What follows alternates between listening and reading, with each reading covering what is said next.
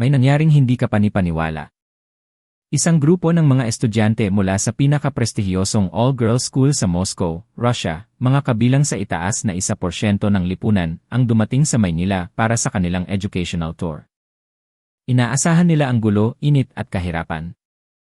Ngunit pagkalipas lamang ng isang oras mula nang lumapag sila sa NE, sunod-sunod na ang tawag nila sa kanilang mga magulang sa Russia. Mama, pakicheck po ang admission requirements sa University of the Philippines o sa Ateneo. Dito ko na gustong mag-aral. Papa, bakit wala tayong ganito sa Moscow? Bakit ang linis? Bakit ang babait ng mga tao? Ano nga ba ang nangyari? Bilang isang veteranong guro na nakapaglakbay na sa mahigit 30 bansa, kahit ako ay napatulala. Ito ang unang pagkakataon na ang aking mga estudyante ay ayaw nang umuwi. Sa loob ng maikling bayahe mula paliparan hanggang hotel, ang pananaw ng mga Russian elite na ito ay tuluyang nabaligtad. 2:00 ng madaling araw, naglalakad ang mga dalaga ng mag-isa sa Bonifacio Global City, Yise. Isang lungsod na 24 oras na gising, ligtas, at puno ng mga taong tinatrato ang mga dayuhan bilang kapamilya. Ang mga vlogs at stories na inupload ng mga estudyante ko ay yumanig sa Russian social media. Bumahan ang tawag sa aming paaralan mula sa mga magulang na nagtatanong, paano namin maipadadala ang anak namin sa Pilipinas? Ako si Alexei Kowalski. At ito ang kwento ng tunay na mukha ng Maynila sa mata ng isang dayuhan. Ako si Alexei. 15 taon na akong nagtuturo sa isang international school sa Moscow. Sanay na ako sa mga field trip Paris, New York, Beijing. Pero nang mapagpasyahan ng board na sa Pilipinas kami pupunta ngayong taon, marami ang nagtaas ng kilay. Pilipinas? Hindi ba delikado doon? Hindi ba mainit at magulo? Iyan ang sabi ng mga magulang. Ang 22 estudyante ko ay mga anak ng diplomat, oligarchs, at mga tanyag na doktor. Sanay sila sa luho. Ang akala ko, ang bayaheng ito ay magiging isang cultural immersion sa hirap ng buhay. Lumapag kami sa Ninoy Aquino International Airport, bandang 11:00 ng gabi. Dito nagsimula ang unang gulat. Sa halip na ang inaasahan naming siksikan at gulo, tumambad sa amin ang isang paliparan na tila gawa sa salamin at liwanag. Ang sahig ay kumikinang sa linis, parang salamin na pwede kang manalamin. Hating gabi na pero buhay na buhay ang buong terminal. Sa Moscow, pagpatak ng 10:00, patay na ang mga ilaw sa airport at masusungit na ang mga staff. Pero dito, good evening po.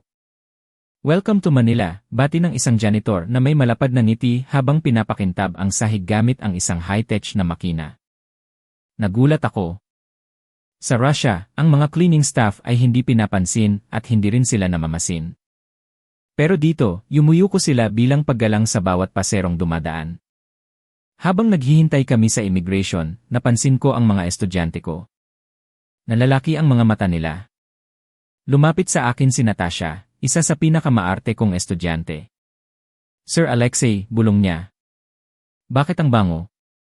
Akala ko ba? Third world ito. Hindi ako nakasagot. Amoy sampagita at green tea ang hangin. Malamig ang aircon. Ang pangalawang shock ay sa immigration counter. Isang malaking grupo kami ng mga dayuhan pero hindi kami pinaghintay ng matagal. May lumapit agad na staff na nakauniporme ng Barong Tagalog. Magandang gabi. Russian group, tanong niya sa malinaw na English. At laking gulat namin, may kasama siyang interpreter na nagsasalita ng Russian. Dito po tayo sa special lane para hindi kayo mapagod, sabi ng interpreter. Mga bata pa naman sila. Sa Russia, ang burokrasya ay parang impyerno. Dito, parang nyayakap ka ng sistema. Ang automated gates ay may language option na Russian. Napakadali. Pagdating sa baggage carousel, may malaking monitor na nagpapakita kung nasaan na ang maleta mo real-time. Walang nawawala. Walang sigawan. Lahat ay seamless. Sumakay kami sa isang chartered bus papuntang hotel. Ang driver, si Manong Ben, ay magalang na bumati at tumulong magbuhat ng mga maleta. Ang loob ng bus ay amoy pine at may libreng bottled water at dried mangoes sa bawat upuan. Mga 30 minutes lang po tayo papuntang Yisi via Skyway, sabi ni Manong Ben sa mikropono. Nang umakyat ang bus sa Metro Manila Skyway, tumahimik ang buong klase. Sa labas ng bintana, nakita nila ang skyline ng Maynila. Hindi ito ang madilim na lungsod na inilarawan sa mga lumang libro. Ito ay dagat ng mga ilaw. Ang mga skyscrapers sa Makati at Ortigas ay nagniningning na parang mga hiyas sa gabi. Ang kalsada ay maliwanag, ang mga sasakyan ay sumusunod sa linya. Walang busina. Walang gitgitan. Sir, sabi ng isang estudyante, mas maliwanag pa ito kaysa sa Moscow. Totoo. Ang Moscow sa gabi ay may lungkot at panganib. Ang Maynila sa gabi ay parang festival ng progreso. Pagbaba namin sa Skyway at pagpasok sa Bonifacio Global City, EEC, lalong namangha ang mga bata. May mga tao pa sa labas, turo ni Elena. 1:00 na ng madaling araw pero may mga nagjo-jogging pa sa bangketa. May mga babaeng naglalakad ng mag-isa galing sa trabaho, hawak ang kanilang mga telepono, walang takot na mahablutan. Ang mga parke ay bukas at may mga nagpipiknik pa. Sa Russia, bawal at delikado ang maglakad ng mag-isa sa ganoong oras. Dito, parang normal na bahagi ng buhay ang kaligtasan. Pagdating sa hotel, isang matayog na gusali na may hardin sa lobby, sinalubong kami ng mga staff na hindi lang profesional, kundi mainit ang pagtanggap. Hindi pilit na ngiti. Ramdam mo ang sinseridad sa bawat mabuhay. Pumasok kami sa elevator. Isang estudyante ang nagsabi, "Sir, parang mali ang na-research ko sa internet. Iba ang Pilipinas sa personal. Parang nasa future kami." Hindi ako makatulog ng gabing iyon. Pero ang tunay na gulat ay kinabukasan, o mas tamang sabihin, ilang oras pa lang ang nakalilipas. Dahil sa jetlag, nagising ang 7 sa mga estudyante ko ng 6:00 ng umaga. Gutom na gutom sila. "Sir, may bukas kaya na kainan?" tanong nila. Sa Moscow, mahirap maghanap ng matinong pagkain ng 6:00 ng umaga. Lumabas kami ng hotel at naglakad sa High Street. Buhay na ang lungsod. May mga call center agents na pauwi, may mga nag-ehersisyo, at may mga estudyanteng papasok. Nakakita kami ng isang kainan. Kuya, iya 24 paghahati 7 o isang upscale karinderya. Pumasok kami. Ang amoy ng bawang at pritong karne ang sumalubong sa amin. Umupo kami. Ang menu ay simple pero nakakatakam. Tiningnan ko ang presyo. Beef tapsilog, 150 pesos. Arroz caldo, 100 pesos. Kung ikukumpara sa Roble, napakamura nito.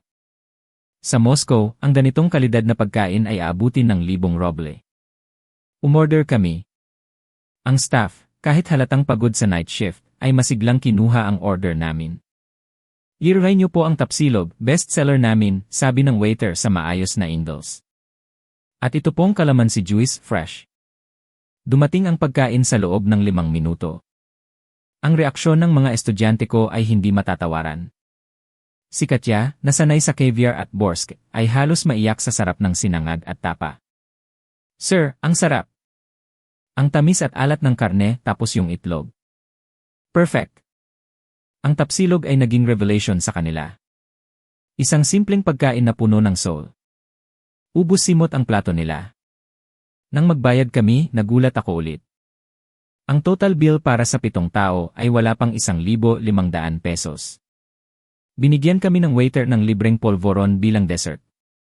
"Balik po kayo, sir," pahabol niya. Paglabas namin, dumaan kami sa isang 7-Eleven. Pero hindi ito basta convenience store. Para itong mini mall. Ang linis. May mga tables kung saan kumakain ang mga tao ng hotdog at siopaw. Pwede kang magbayad ng bills, mag-withdraw, at magpadala ng pera.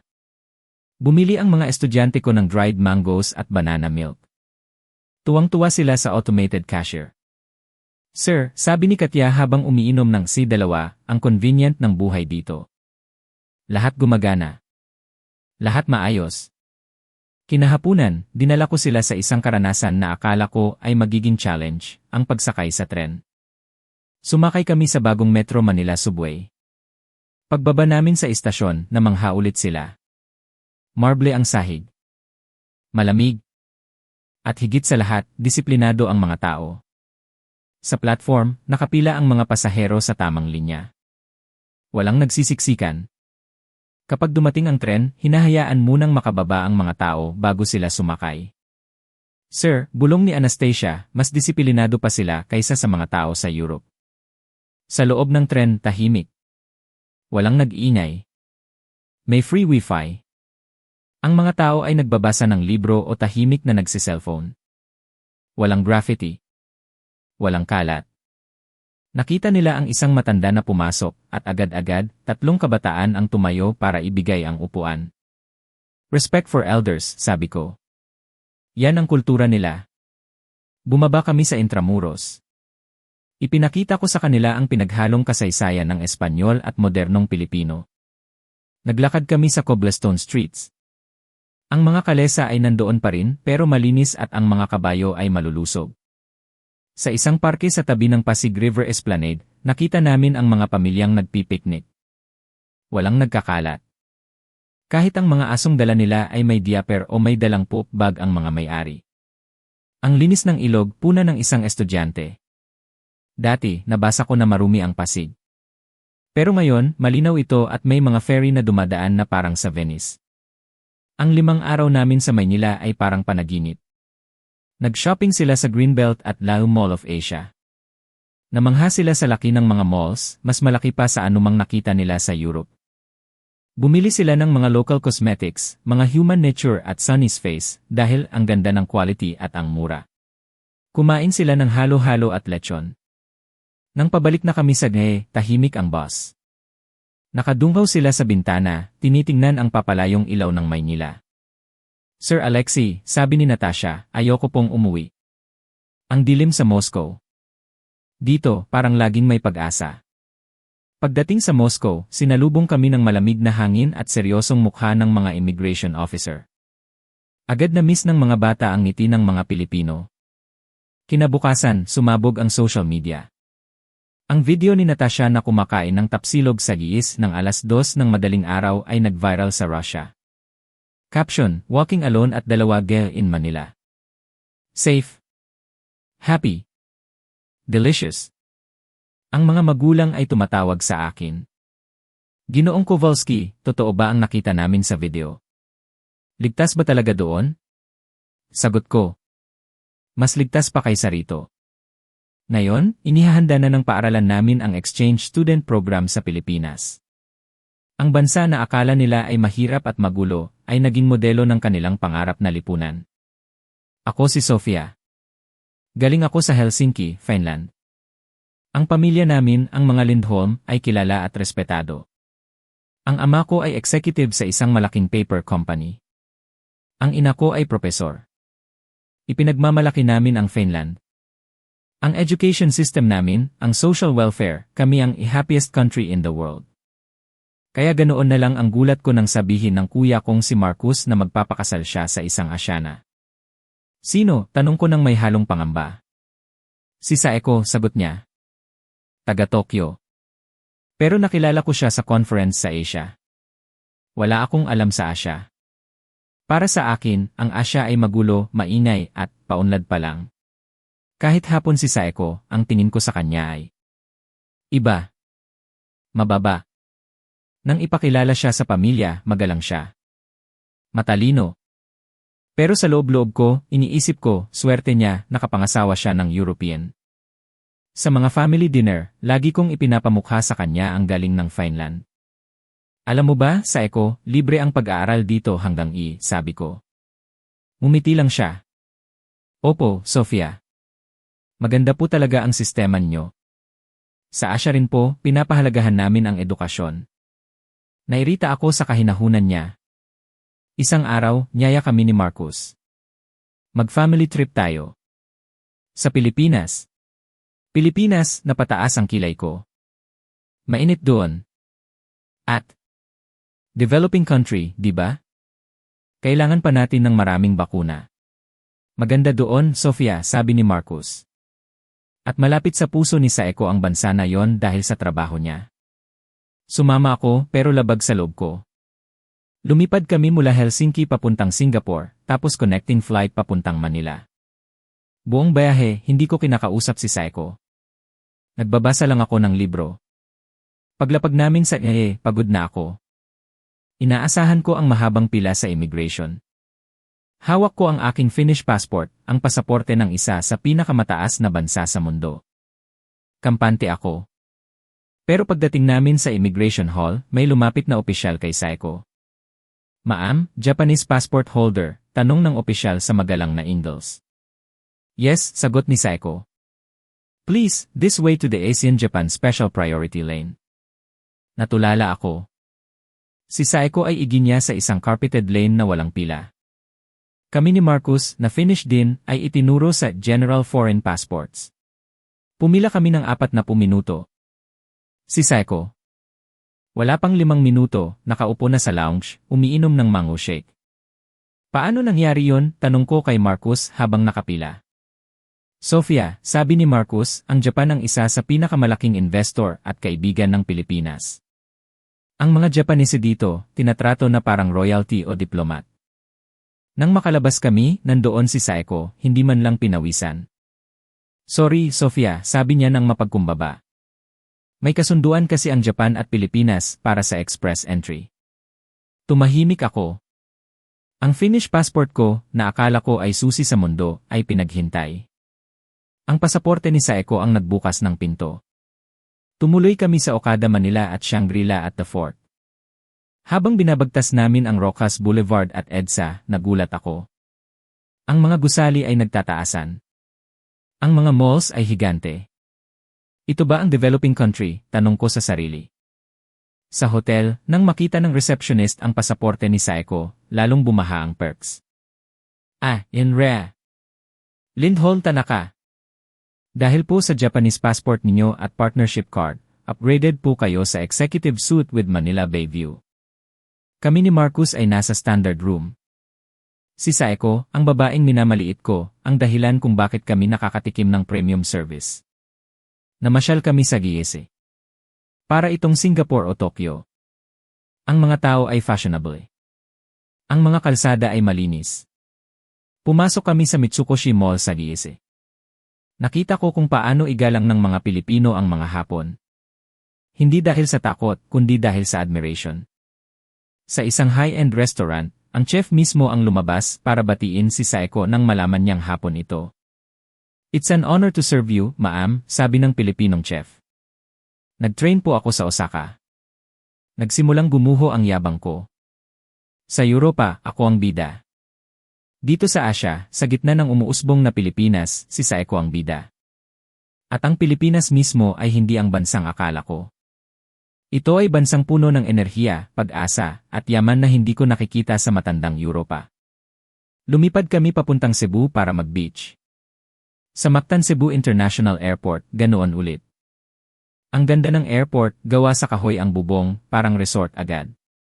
At muli, ang priority ay para sa mga Asyano at Hapon na investors. Sa resort, nagkaroon kami ng pagkakataong mag-usap ni Saeko habang naglalakad sa puting buhangin. Saeko, sabi ko, bakit? Bakit ganito ka-espesyal ang trato sa inyo rito? Ngumiti siya. Sofia, ang Pilipinas at Japan ay magkapatid sa kasaysayan at ekonomiya. Maraming Pilipino ang nagtatrabaho sa amin at maraming kumpanya namin ang nandito. Nagtutulungan kami.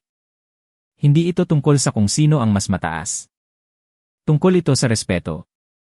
Ikinuwento niya kung paano bumangon ang Asya. Kung paano ang Pilipinas, sa kabila ng mga pagsubok, ay naging sentro ng service at tourism. Habang nagsasalita siya, nakita ko ang talino at grace niya. Hindi siya Asian wife lang. Siya ay representante ng isang malakas na kultura. Nahiya ako. Ang prejudice ko ay galing sa kawalan ng alam. Akala ko, ang basehan ng sibilisasyon ay Helsinki. Pero dito sa Cebu, nakita ko ang ibang klase ng sibilisasyon, iyong mainit, magalang, at mabilis umunlad. Pauwi na kami. Sa lounge ng Ene, tinitigan ko ang mga Pilipinong staff. Ang babait nila. Ang bibilis kumilos. Bumili ako ng dried mangoes at barong para sa tatay ko. Salamat po, ma'am. Ingat sa bayahe, bati ng tindera. Sa eroplano, tinabihan ko si Saeko. Saeko, sabi ko. Sorry. Tumingin siya sa akin. Sorry kung naging judgmental ako. Mali ako tungkol sa'yo. At mali ako tungkol sa Asya at sa Pilipinas. Ang ganda pala dito. At, I respect you. Hinawakan niya ang kamay ko. Salamat, Sofia. Masaya akong naging pamilya tayo. Pagbalik ko sa Finland, iba na ako. Hindi ko na ipinagmamalaki ng may kayabangan ang bansa ko. Kapag may nagsabing mahirap sa Asya, ako na ang unang sumasagot, hindi nyo alam ang sinasabi nyo. Pumunta kayo sa Maynila. Pumunta kayo sa IES. Makikita nyo ang future. At higit sa lahat, ipinagmamalaki ko na ang hipag kong si Saeko. Ang babaeng may pasaporte na mas makapangyarihan pa sa akin, sa lupain ng silangan.